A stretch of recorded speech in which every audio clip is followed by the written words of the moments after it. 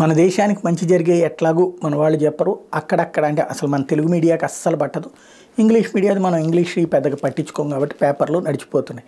కాకపోతే ఓవరాల్గా కొన్ని ముఖ్యమైనటువంటి అంశాలు ఈ దేశానికి సంబంధించినటువంటి అంశాల్లో అమృత్ భారత్ స్టేషన్ పథకంలో భాగంగా భారతీయ రైల్వే గత సంవత్సరం ప్రారంభిస్తే ఇందులో భాగంగా 1309 స్టేషన్లు అభివృద్ధి చేశారు.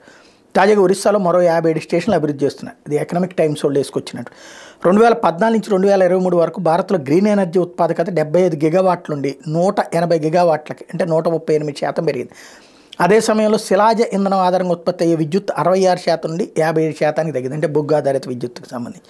ఇది ఫైనాన్షియల్ ఎక్స్ప్రెస్ వాళ్ళు చెప్తున్నారు.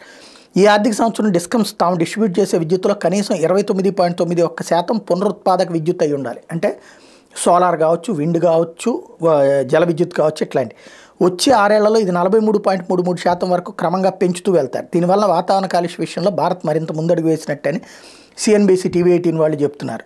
మరోవైపున ఎర్ర సముద్రంలోనూ హిందూ మహాసముద్ర ప్రాంతంలో తరచూ జరుగుతున్న హౌతీల పైరెట్ దాడుల నుండి అనేక భారత నౌకాదళం కాపాడింది. ఒమన్ దేశంలో ఉన్నటువంటి అతి కీలకమైనటువంటి డియుక్యూఎం పోర్ట్లో భారతీయ నౌకాదళానికి స్పెసిఫిక్ జోన్ని కేటాయించింది. భారతీయ నౌకాదళం హిందూ మహాసముద్రంలో వాణిజ్య నౌకలను సముద్ర దొంగల నుండి కాపాడడంలోనూ ఆయా తీర ప్రాంతాలకు సంబంధించి ప్రకృతి విపత్తుల సమయంలో సహాయ కార్యక్రమాలు నిర్వహించడంలో తన ప్రత్యేకతను చాటుతోందంటూ ద ఎకనామిక్ టైమ్స్ వాళ్ళు ప్రొజెక్ట్ చేసుకొచ్చారు.